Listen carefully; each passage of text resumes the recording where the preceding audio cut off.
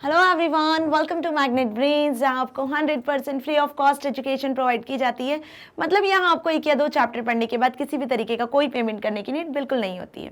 सो इससे अच्छी बात से स्टार्ट करते हैं आज की इस वीडियो को। This is Varsha Gupta, your computer educator for class 10th। और class 10th book code 402 information technology के वीडियोस को हम डिस्कस कर रहे हैं, जिसमें हम unit number 4 web application and security का चैप्टर नंबर 16 नेटवर्किंग फंडामेंटल्स का असेसमेंट डिस्कस करने वाले हैं। सो नेटवर्किंग फंडामेंटल्स चैप्टर के वीडियो लेक्चर्स ऑलरेडी पहले से अवेलेबल है। होप आप सभी ने वो वीडियो लेक्चर्स देखे भी होंगे। इसका वन शॉट भी अवेलेबल है। आज इस वीडियो में हम इसके असेसमेंट टाइम को, मतलब कुछ क्वेश्चन आंसर्स, एमसीक्यूज, फिलअप्स को डिस्कस करने वाले हैं, जो कहीं ना कहीं आपके एग्जाम में इंपॉर्टेंट रोल प्ले करते हैं। सो नेटवर्किंग फंडामेंटल्स वाले चैप्टर में हमने क्या डिस्कस किया था? इस चैप्टर में हमने नेटवर्क क्या होता है, कंप्यूटर नेटवर्क क्या होता है देखा था, ठीक है। जो कि इसके बाद हमने इस चैप्टर में कितने तरीके से, कितने टाइप के कंप्यूटर नेटवर्क होते हैं, नेटवर्क टोपोलॉजीज क्या होती हैं, ओके, नेटवर्क के एडवांटेजेस, डिसएडवांटेजेस, ओके। और साथ ही साथ इसमें हमने इंटरनेट के बारे में पढ़ा कि इंटरनेट की क्या एप्लीकेशंस हैं, वर्ल्ड वाइड वेब क्या होता है, वेब सर्वर, वेब पेजेस, और बहुत सारी चीज़ें जो है इस नेटवर्किंग फंडामेंटल पर बेस्ड हमने इस चैप्टर में डिस्कस की। सो आप सभी ने वीडियोस, लेक्चर्स यदि देख लिए होंगे, रिवीजन देख लिया होगा, तो अब ये चैप्टर आपका 100% ओके हो चुका होगा एग्जाम के लिए। तो आज की इस वीडियो में हम असेसमेंट को डिस्कस करेंगे। तो चलिए स्टार्ट करते हैं without going any delay. Fine, so select the correct option. First यहाँ पे है आपके एमसीक्यू बेस्ड क्वेश्चन। इसमें फर्स्ट है, 1, 2 और more local area network are combined together. जब दो या दो से ज्यादा लोकल एरिया नेटवर्क को आप कंबाइन करते हो तो किस तरीके का नेटवर्क बनता है? पेन बनता है, वेन बनता है, या MAN? PAN that is personal area network, when that is wide area network, and man that is metropolitan area network. So जब दो या दो से ज्यादा LAN को आपने कंबाइन कर दिया, मतलब दो या दो से ज्यादा लोकल एरिया नेटवर्क को आपने कंबाइन कर दिया, तो किस तरीके का नेटवर्क फॉर्म हुआ? तो main that is metropolitan area network form होता है। सो देखिए करेक्ट आंसर, यस। अब ये तीनों है क्या? पेन, वैन, मैन, लैन, ये सभी हम पढ़ चुके थे टाइप्स ऑफ कंप्यूटर नेटवर्क में, कि कंप्यूटर नेटवर्क में कंप्यूटर्स आपस में कनेक्टेड होते हैं, डेटा को, इंफॉर्मेशन को शेयर करते हैं, फाइल्स को शेयर करते हैं, रिसोर्सेज को शेयर करते हैं, राइट, नेटवर्क में कनेक्ट होकर। तो कितने तरीके से, कितने टाइप से आप कनेक्ट कर सकते हो, कितनी रेंज में आप कंप्यूटर्स को कनेक्ट कर सकते हो, वो देखा था। तो PAN that is personal area network, जो किसी घर में या किसी होम में जब आप 5 या 6 सिस्टम को कनेक्ट कर लेते हो, अपने मोबाइल फोन्स के साथ कनेक्ट कर लेते हो, राइट, तो वो कहलाता है PAN, okay. When that is wide area network, तो वाइड एरिया नेटवर्क मतलब कि होल इंटरनेट, लार्जेस्ट व्हेन को हम इंटरनेट कहते हैं ना, जब ग्लोबली सारे कंप्यूटर्स आपस में कनेक्टेड है, तो वो व्हेन होता है। LAN that is local area network, जो किसी बिल्डिंग, ऑफिस, स्कूल, हॉस्पिटल के अंदर ही होता है, क्रिएटेड, एक हम बोल सकते हैं कि एक ऑफिस कैंपस के अंदर जो कंप्यूटर्स आपस में कनेक्टेड होते हैं वो लैन होते हैं। और man that is metropolitan area network, जब किसी सिटी में बिल्डिंग, ऑफिस, हॉस्पिटल और सारी चीजों के कंप्यूटर सिस्टम एक सिटी में जब पूरे होल कनेक्टेड होते हैं, मतलब एक से ज्यादा लोकल एरिया नेटवर्क को जब आप कनेक्ट कर देते हो, तो वो कहलाता है मैन, ठीक है। तो ये जियोग्राफिकल रेंज के अकॉर्डिंग, जियोग्राफिकल एरिया के अकॉर्डिंग क्लासिफिकेशन है किसका? नेटवर्क का। Fine, now next is computer are connected together to share.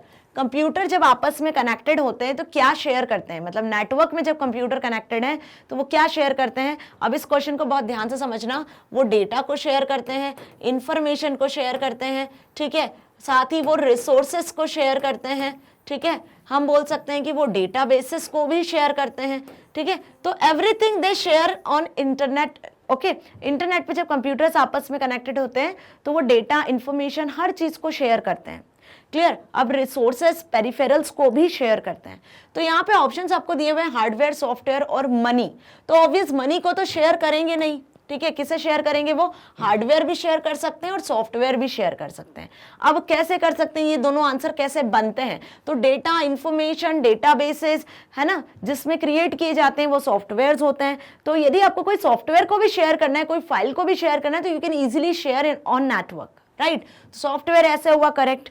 अब हार्डवेयर की बात करते हैं तो सपोज हमको इंटरनेट कैफे की बात कर लेते हैं, जहां पे 5 से 10 कंप्यूटर आपस में कनेक्टेड है, तो वो एक ही पेरिफेरल को शेयर कर रहे हैं, मतलब एक ही प्रिंटर को शेयर कर रहे हैं, एक ही स्कैनर को शेयर कर रहे हैं। तो जब इस तरीके की शेयरिंग हो रही है तो वो एक हार्डवेयर डिवाइस को शेयर कर रहे हैं, ओके। तो इस केस में भी हम क्या बोलेंगे कि hardware is also a correct answer. तो इस एमसीक्यू के दो आंसर्स बनते हैं, that is hardware and software, okay कि computers are connected together to share data, information, hardware and software. Fine, options के अकॉर्डिंग ये दोनों आंसर्स बनते हैं। Clear? Now next is IP stands for. अब आईपी किस पर स्टैंड है? आईपी का फुल फॉर्म क्या है? इंटरनेट नेटवर्क में एक कॉमन सी चीज होती है कि जब भी नेटवर्क में कंप्यूटर सिस्टम आपस में कनेक्टेड होते हैं तो उन्हें आइडेंटिफाई कैसे किया जाता है, उन्हें कैसे पहचाना जाता है? उन्हें आइडेंटिफाई करने के लिए, उन्हें पहचानने के लिए हर एक कंप्यूटर सिस्टम का हम बोलते हैं उन्हें एक एड्रेस अलॉट किया जाता है जिसे आईपी कहते हैं। ठीक है, आईपी एड्रेस। तो आईपी का क्या फुल फॉर्म हुआ? Internet protocol, internet problems, international protocol. तो आईपी का फुल फॉर्म होता है इंटरनेट प्रोटोकॉल। इंटरनेट प्रोटोकॉल की मदद से ही हर सिस्टम को आप इजीली आइडेंटिफाई कर सकते हो, उसमें जो डेटा ट्रांसफर हो रहा है, जो कम्युनिकेशन हो रहा है नेटवर्क में, वो भी इसी प्रोटोकॉल की मदद से होता है। ये प्रोटोकॉल टीसीपी के साथ भी वर्क करता है, transmission control protocol, internet protocol. ठीक है, सो ये चीज अच्छे से समझ में आ गई कि आईपी का क्या फुल फॉर्म है। आईपी का फुल फॉर्म है इंटरनेट प्रोटोकॉल, भूलना मत। Fine, next Fourth, a device that makes the digital signals from a computer suitable for transmission over the internet is called। वो डिवाइस जो क्या बनाता है? डिजिटल सिग्नल्स को कंप्यूटर में ट्रांसमिट करता है, डिजिटल सिग्नल्स को कंप्यूटर से ट्रांसमिट करता है, एक सिस्टम से दूसरे सिस्टम तक पहुंचाता है। मतलब हमने ये पता है कि कंप्यूटर नेटवर्क में जो भी डेटा होता है वो डिजिटल फॉर्म में ट्रांसफर होता है। मतलब डेटा किस में होता है? 01 फॉर्म में होता है। 01 को हम क्या बोलते हैं? डिजिटल फॉर्म बोलते हैं। डिजिटल सिग्नल्स के फॉर्म में डेटा ट्रांसमिट होता है, ओके, एक सिस्टम से दूसरे सिस्टम तक। तो इसके लिए कौन सा डिवाइस यूज होता है इंटरनेट पे? ट्रांसमीटर यूज होता है, मॉडल यूज होता है, या मॉडेम? तो ऑब्वियस हमने यहाँ पे देखा था कि कौन सा डिवाइस यूज होता है? मॉडेम। मॉड्यूलेटर एंड डीमॉड्यूलेटर का काम करता है। ठीक है, मॉडेम का काम क्या होता है? डेटा को ट्रांसमिट करना एक सिस्टम से दूसरे सिस्टम तक थ्रू टेलीफोन लाइंस। तो कंप्यूटर सिस्टम से जब डेटा ट्रांसमिट हो रहा है तो डिजिटल फॉर्म में ट्रांसमिट हो रहा है, डिजिटल सिग्नल्स के फॉर्म में। लेकिन जब वो टेलीफोन लाइंस तक पहुंचता है तो वो ऑडिबल फॉर्म में हो जाता है, दैट इज एनालॉग सिग्नल्स में हो जाता है कन्वर्ट। ठीक है, तो ये कन्वर्जन का काम किसने किया? मॉडेम ने किया। तो डिजिटल से एनालॉग कन्वर्जन को हम क्या बोलते हैं? मॉड्यूलेशन कहते हैं। ठीक है, और जब वही एनालॉग सिग्नल्स में जो कन्वर्टेड डेटा है फिर रिसीवर तक पहुंचता है तो वहां भी मॉडेम होता है। तो मॉडेम उसे अगेन किस में कन्वर्ट कर लेता है? डिजिटल सिग्नल्स में। तो उस प्रोसेस को हम कहते हैं डीमॉड्यूलेशन। तो बस इसी से बना है कौन सा नाम? इसी को हम बोलते हैं मॉडेम। क्या कहते हैं? मॉडेम। तो मॉडेम कौन सा डिवाइस होता है जो मॉड्यूलेशन डीमॉड्यूलेशन का काम करता है? डिजिटल सिग्नल्स के फॉर्म में डेटा को ट्रांसमिट करता है सोर्स सिस्टम से रिसीवर सिस्टम तक। ओके, तो correct answer modem. Now, the earliest type of internet connection was connection. Earliest type का जो इंटरनेट कनेक्शन होता था उसे हम क्या कहते हैं? तो यहाँ पे 3 ऑप्शंस आपको दिए हुए हैं, केबल इंटरनेट, ब्रॉडबैंड इंटरनेट और डायल अप। तो अर्लीस्ट टाइप का जो इंटरनेट कनेक्शन था, मतलब जब हम बात करें कि 1990s में जब आप इंटरनेट कनेक्ट करते थे तो जिस डिवाइस का आप यूज करते थे, जो अर्लीस्ट टाइप का डिवाइस था वो था डायल अप कनेक्शन, राइट, जिसमें आप टेलीफोन लाइंस का यूज करते थे। किसका यूज करते थे? टेलीफोन लाइंस का, जो आपको कम स्पीड से डेटा ट्रांसफर करता था। मतलब आपको क्या करना है, जब भी इंटरनेट को एक्सेस करना है तो पहले आपको जो भी कंपनी आपको डायल अप कनेक्शन प्रोवाइड कर रही है, जैसे कंपनीज होती है ना, आईएसपी कंपनीज होती है जो इंटरनेट सर्विस प्रोवाइडर आपको सर्विसेज प्रोवाइड करती है। आजकल जैसे एयरटेल, जियो वगैरह आपको इंटरनेट की सर्विस दे रहे हैं, राइट। इसी तरीके से वो सर्विस प्रोवाइडर जो आपको इंटरनेट की सर्विस प्रोवाइड कर रहे हैं, तो डायल अप कनेक्शन में आपको एक टेलीफोन दिया जाता था, उस टेलीफोन से आपको नंबर डायल करना पड़ता था सर्विस प्रोवाइडर के पास, फिर सर्विस प्रोवाइडर आपको इंटरनेट की सर्विस देते थे। जब आपको ऑफ करना है तो फिर आपको नंबर डायल करना है, देन आपकी इंटरनेट की सर्विस ऑफ होगी। तो डायल अप कनेक्शन क्या है? एक अर्लीस्ट टाइप है इंटरनेट कनेक्शन का, जिसमें कम स्पीड में और इसके कुछ डिसएडवांटेजेस भी थे, जिसको ओवरकम किया किसने? केबल इंटरनेट, ब्रॉडबैंड इंटरनेट ने। तो आजकल ऐसा टेलीफोन लाइन वाला सिस्टम तो खत्म हो गया, क्योंकि बहुत से ऐसे एडवांस टेक्नोलॉजीज आ गई हैं, एडवांस डिवाइसेस आ गए, नेटवर्क डिवाइसेस, जिनका यूज करके आप ब्रॉडबैंड या केबल इंटरनेट भी यूज कर सकते हो। तो केबल इंटरनेट, ब्रॉडबैंड इंटरनेट एक ही है, इसमें केबल टीवी लाइंस का यूज किया जाता है इंटरनेट को एक्सेस करने के लिए। फाइन, सो अर्लीस्ट टाइप का हम यदि बात करें, ओल्डेस्ट टाइप तो क्या होगा? Dial up connection. Fine, now next is The TCP/IP uses dash switching technique to transfer message through the internet. अभी मैंने बताया कि इंटरनेट पे जब कंप्यूटर आपस में कम्युनिकेट करते हैं, नेटवर्क में कनेक्टेड होते हैं, data, information, hardware, software, resources को शेयर करते हैं, एट दैट टाइम जिस प्रोटोकॉल की नीड होती है वो प्रोटोकॉल होता है TCP/IP. ओके, इस प्रोटोकॉल के बिना नेटवर्क में किसी भी तरीके का कोई कम्युनिकेशन नहीं हो सकता है. ठीक है, तो कम्युनिकेशन के लिए हमें TCP/IP प्रोटोकॉल की नीड होती है. This protocol uses dash switching technique. ये प्रोटोकॉल कौन सी स्विचिंग टेक्निक का यूज करता है? डेटा को, मैसेज को ट्रांसमिट करने के लिए, है ना, कम्युनिकेशन के लिए कौन से प्रोटोकॉल का यूज करता है इंटरनेट पे? कौन सी स्विचिंग टेक्निक का यूज करता है? मैसेज का, मैसेज स्विचिंग का, सर्किट स्विचिंग का, या पैकेट स्विचिंग का? तो मैंने ये भी आपको बताया था कि डेटा जो है वो ट्रैवल करता है सिग्नल्स के फॉर्म में, लेकिन जो डेटा होता है जब भी किसी डिवाइस से होता हुआ जाता है नेटवर्क में, तो वहां पे जो भी आप नेटवर्किंग डिवाइस यूज कर रहे हो उसका काम होता है लार्ज डेटा को पैकेट्स में डिवाइड कर देने का. ठीक है, तो इसके लिए जो भी प्रोटोकॉल है वो TCP/IP का काम होता है. TCP/IP प्रोटोकॉल यूज किया जाता है. तो एक लार्ज फाइल है, सपोज ये आपकी लार्ज फाइल है जो कुछ बाइनरी डिजिट्स के फॉर्म में है या 0-1 में ट्रांसमिट हो रही है. अब इस पर्टिकुलर फाइल के क्या क्रिएट हो जाते हैं नेटवर्क पे? पैकेट्स क्रिएट हो जाते हैं. ये पैकेट 1, पैकेट 2, पैकेट 3. तो इस तरीके से डेटा क्या होता है? पैकेट्स के फॉर्म में ट्रांसमिट होता है. ओके, तो TCP/IP किसका यूज कर रहा है? कौन सी स्विचिंग टेक्निक का? पैकेट स्विचिंग का यूज करता है डेटा को एक सिस्टम से दूसरे सिस्टम तक ट्रांसमिट करने में इंटरनेट पर. ओके, ये ध्यान रखना है हमको, पैकेट स्विचिंग. फाइन. सो स्मॉलेस्ट चंक जो होते हैं, स्मॉलेस्ट जो पार्ट होते हैं डेटा के, वो पैकेट्स कहलाते हैं. अब fill in the blanks. MCQs clear है सारे? A dash infection of one computer in a computer network can quickly spread to all the other computers. अब सपोज 5 कंप्यूटर्स नेटवर्क में क्रिएटेड हैं, कम्युनिकेटेड है, ठीक है, कनेक्टेड है. तो अब वो 5 कंप्यूटर्स आपस में कम्युनिकेटेड हैं और सपोज किसी एक सिस्टम में कोई इन्फेक्शन हुआ तो वो सारे सिस्टम में फैल जाता है, तो उसे हम क्या कहते हैं? A dash infection. हिंट देख लो, security, wireless fidelity, hotspot, virus, hub और ट्रांसमिशन कंट्रोल प्रोटोकॉल. क्या कहते हैं हम उसे? वायरस कहते हैं. तो फर्स्ट आंसर क्या हो जाएगा आपका? The virus. वायरस स्प्रेड होता है ना आपके कंप्यूटर सिस्टम में, यदि वायरस आ गया तो पूरा कंप्यूटर सिस्टम हार्म होने के चांसेस होते हैं. सो इसी तरीके से यदि नेटवर्क में कनेक्टेड जो भी कंप्यूटर सिस्टम है, किसी एक कंप्यूटर सिस्टम में यदि वायरस ने कुछ इन्फेक्शन किया या वायरस आ गया तो सारे पूरे होल नेटवर्क में वो स्प्रेड हो सकता है. Okay, quickly. Now second, special software must be installed on the computer network to prevent the breach of. अब इन वायरस से बचाने के लिए हम एक स्पेशल सॉफ्टवेयर है जिसे हमारे कंप्यूटर सिस्टम में इंस्टॉल कर लेते हैं.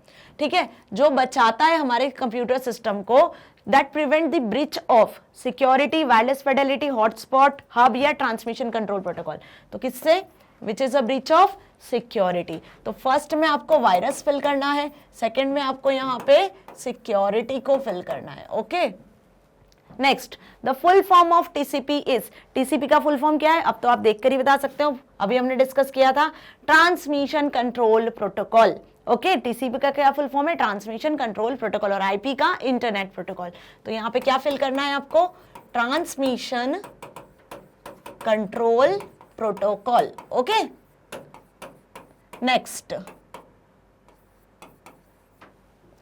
वाईफाई और dash is a way of connecting the internet wirelessly. अब इंटरनेट से आप दो तरीके से कनेक्ट हो सकते हो, वाईफाई के थ्रू भी और वायरलेस के थ्रू भी. मतलब वायर्ड, वायरलेस दोनों टेक्नोलॉजी इंटरनेट प्रोवाइड करता है. तो वाईफाई को हम और किस नाम से जानते हैं? वायरलेस फिडेलिटी के नाम से जानते हैं. किस नाम से जानते हैं? वायरलेस फिडेलिटी, इसका फुल फॉर्म होता है. ठीक है. Fifth, a dash is a physical location from where wifi access to the internet is available. अब यहाँ पे बचे हैं दो ही ऑप्शन आपके, हॉटस्पॉट एंड हब.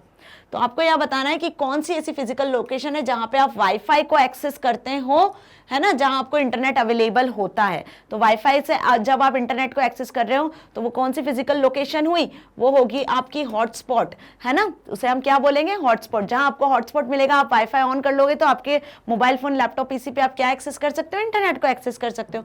तो फिफ्थ में क्या आ जाएगा? हॉटस्पॉट. लास्ट बचा है आपका dash is known as a dumb switch. तो डंप स्विच किसे कहते हैं? तो स्विच भी एक क्या होता है? डिवाइस होता है, नेटवर्क डिवाइस होता है। तो डंप स्विच किसे कहते हैं हम? हब को कहते हैं, ठीक है। हब को क्यों डंप स्विच किया जाता है? क्योंकि हब के कुछ डिसएडवांटेजेस हैं। हब क्या करता है? हब नेटवर्क में सारे कंप्यूटर डिवाइसेस को कनेक्ट कर लेता है, ठीक है। कनेक्ट करने के बाद में डेटा को ट्रेवल करता है, बट ये एक ब्रॉडकास्ट डिवाइस है हब। जो भी डेटा आ रहा है किसी एक सिस्टम से तो वो सारे सिस्टम तक पहुंचाता है, ठीक है। तो यहाँ पे कोलाइजन की प्रॉब्लम अकर होती है, तो इसीलिए इसे डंप स्विच कहा जाता है। क्लियर? अब हब को रिप्लेस किया किसने? स्विच ने। तो स्विच को हम कहते हैं इंटेलिजेंट हब। क्या बोलते हैं स्विच को हम? Intelligent hub. तो ध्यान रखना, ये दोनों तरीके से पूछ सकते हैं कि hub is a dumb switch and switch is an intelligent hub. Okay, clear हुआ अच्छे से? क्योंकि स्विच में ये प्रॉब्लम नहीं होती है। स्विच क्या करता है? जो भी डेटा आ रहा है सोर्स सिस्टम से तो कहां जाएगा उसको पैकेट्स में डिवाइड करता है और उसे प्रॉपर स्विच करता है उस रिसीवर के डेस्टिनेशन एड्रेस तक। इसलिए इसे यूनिकास्ट डिवाइस भी कहते हैं। ओके, सो सारे फिलअप्स आपको अच्छे से समझ में आ गए? इजी है, कर सकते हो आप एग्जाम में। फुल फॉर्म्स अच्छे से याद कर लेना सभी चीजों के। Now true and false. When two or more computer systems or other devices are connected together to interchange data, then it is known as a network. जब दो या दो से ज्यादा कंप्यूटर सिस्टम्स को आपने कनेक्ट करा और वो डेटा को इंटरचेंज कर रहे हैं तो क्या इसे हम कंप्यूटर नेटवर्क कहते हैं? True, yes. कंप्यूटर सिस्टम को आपस में कनेक्ट करने का मेन रीजन होता है कि वो डेटा, इंफॉर्मेशन, पेरिफेरल रिसोर्सेज को शेयर कर सकें, है ना। सो क्या होगा इसका answer? True. Backup is one of the disadvantage of computer network. तो कंप्यूटर नेटवर्क के एडवांटेजेस भी पढ़े थे, डिसएडवांटेजेस भी पढ़े थे। तो क्या बैकअप उसका डिसएडवांटेज है? फॉल्स। बैकअप तो एक एडवांटेज है ना, कि कंप्यूटर नेटवर्क में आप किसी सिस्टम से बैकअप भी ले सकते हो इजीली।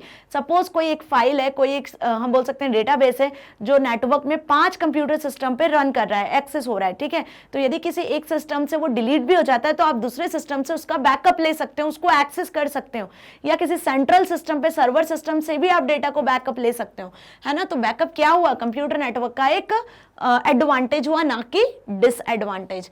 Modem and browser. अब मॉडेम तो मैंने अभी अच्छे से समझाया, मॉड्यूलेशन डीमॉड्यूलेशन का काम करता है, डिजिटल सिग्नल्स के फॉर्म में डेटा को ट्रांसमिट करता है, एक नेटवर्क डिवाइस है। ब्राउजर क्या होता है? एक सॉफ्टवेयर होता है। वेब ब्राउजर सभी ने सुने हैं, Google Chrome, Mozilla Firefox, Internet Explorer, Edge, Opera, UC Browser, है ना, सफारी, ये सारे ब्राउजर्स आपने सुने हैं। तो मॉडेम और browser are the requirements to access the internet. Internet को एक्सेस करने के लिए ये दोनों रिक्वायरमेंट होती है, ये दोनों होना हमारे पास जरूरी होता है। ट्रू, है ना। क्यों ट्रू हुआ? क्योंकि यदि वेब ब्राउजर नहीं होगा आपके पास तो आप इंटरनेट पे कैसे वेबसाइट्स को एक्सेस कर पाओगे, किस तरीके से इंफॉर्मेशन को, इंटरनेट की सर्विसेज को एक्सेस कर पाओगे, राइट। और इंटरनेट का कनेक्शन यदि आपको चाहिए तो उसके लिए आपको नेटवर्क डिवाइस की जरूरत पड़ेगी, चाहे फिर वो नेटवर्क डिवाइस मॉडेम हो, हब हो, स्विच हो, रिपीटर हो, राउटर हो। ओके, तो राउटर, मॉडेम ये क्या करते हैं? आपको प्रोवाइड करते हैं नेटवर्क की connectivity. Okay, now WiMAX stands for world wide interaction for microwave access. WiMAX का क्या फुल फॉर्म है? WiMAX का फुल फॉर्म ये है क्या? World wide interaction for microwave access? नहीं। क्या है इसका full form? World wide interoperability for microwave access. तो इसका आंसर क्या हो जाएगा? False. Now private hotspot is not used in offices and home. अब जो हॉटस्पॉट है वो प्राइवेट हॉटस्पॉट की बात हो रही है, क्या ऑफिस और होम में आप प्राइवेट हॉटस्पॉट को यूज नहीं कर सकते हो? फॉल्स, है ना। आप प्राइवेट इंटरनेट को, प्राइवेट नेटवर्क को भी यूज कर सकते हो और वहां पे आप प्राइवेट हॉटस्पॉट का भी यूज कर सकते हो। तो जो कंपनीज होती है, बड़ी बड़ी ऑर्गेनाइजेशंस होती हैं, वो पब्लिक इंटरनेट या पब्लिक नेटवर्क को यूज नहीं करती, वो अपने प्राइवेट नेटवर्क का यूज करती है, right. So the device that routes the information around the network is called a router. True. वो डिवाइस जो क्या करता है, इंफॉर्मेशन को, पैकेट्स को, जो डेटा ट्रांसफर हो रहा है उसका रूट डिसाइड करता है कि कम ट्रैफिक वाले रूट से हम ट्रांसफर करें डेटा को, ठीक है। तो पैकेट्स को स्विच करना, उसका रूट डिसाइड करना, डेटा को एनालाइज करना, ये सब काम किसका होता है? राउटर का होता है, जो आपको वायर्ड, वायरलेस दोनों तरीके की कनेक्टिविटी प्रोवाइड करता है। तो आप इसका स्क्रीनशॉट ले सकते हो ट्रू फॉल्स का। फाइन, सारे ट्रू फॉल्स अच्छे से क्लियर हो गए होंगे? Yes. Now next is questions and answers. Answer the following questions. First है, what is wireless fidelity? Wireless Fidelity क्या होता है? अब वाईफाई को फुल फॉर्म है वायरलेस फिडेलिटी, ये सबको अच्छे से क्लियर है? बहुत ध्यान रखना, ये फुल फॉर्म्स में भी पूछा जा सकता है आपसे एंड फिलअप में भी हमने अभी देखा। तो वाईफाई क्या होता है? वाईफाई एक तरीके से आपको इंटरनेट एक्सेस करने की फैसिलिटी प्रोवाइड करता है, क्लियर। एक शॉर्ट रेंज में आप इंटरनेट को एक्सेस कर सकते हो, चाहे वो कोई स्कूल, बिल्डिंग, होम, है ना। एक शॉर्ट रेंज में यदि आपको इंटरनेट को एक्सेस करना है वायरलेस तरीके से, ठीक है, नॉट वायर्ड, तब हम वायरलेस फिडेलिटी वाईफाई का यूज करते हैं। सो ये एक लेटेस्ट पॉपुलर टेक्नोलॉजी है जिसका हर कोई पर्सन यूज करता है। आप वाईफाई को अपने मोबाइल फोन में भी एक्सेस कर सकते हो, लैपटॉप, पीसी में भी एक्सेस कर सकते हो इंटरनेट कनेक्टिविटी के लिए। It is a popular technology through which computer और mobile devices exchange data wirelessly over the network.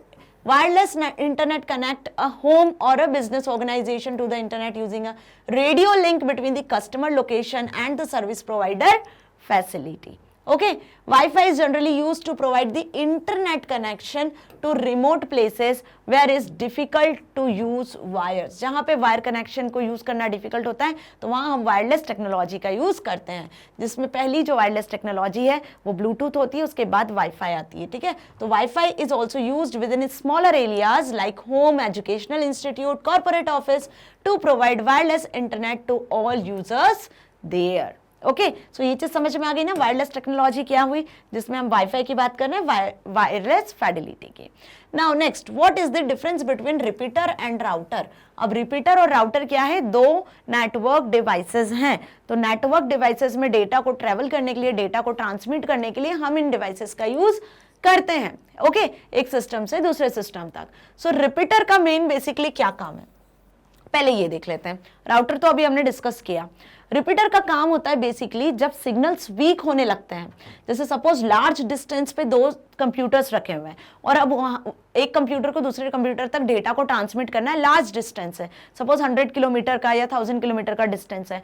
तो होता क्या है कि सिग्नल्स जब ट्रांसफर हो रहे होते हैं तो वीक होने के चांसेस होते हैं। वो जिस स्ट्रेंथ से ट्रांसफर हुए हैं, जिस स्ट्रेंथ से डेटा ट्रांसफर हुआ है, उस स्ट्रेंथ से डेस्टिनेशन तक नहीं पहुंच पाता है। तो इस केस में हम रिपीटर का यूज करते हैं। तो रिपीटर जो नेटवर्क डिवाइस है वो क्या करता है, उन सिग्नल्स को जब वीक होने लगते हैं तो उन्हें रीजनरेट कर देता है, रिपीट करता है ओरिजिनल स्ट्रेंथ में, ताकि वो डेस्टिनेशन तक वैसे ही पहुंचे जैसे वो जनरेट हुए थे। तो बेसिकली ये रिपीटर का काम हुआ कि नेटवर्क में डिजिटल सिग्नल्स को क्या करना, रीजनरेट करना उसकी ओरिजिनल स्ट्रेंथ में। तो रिपीटर।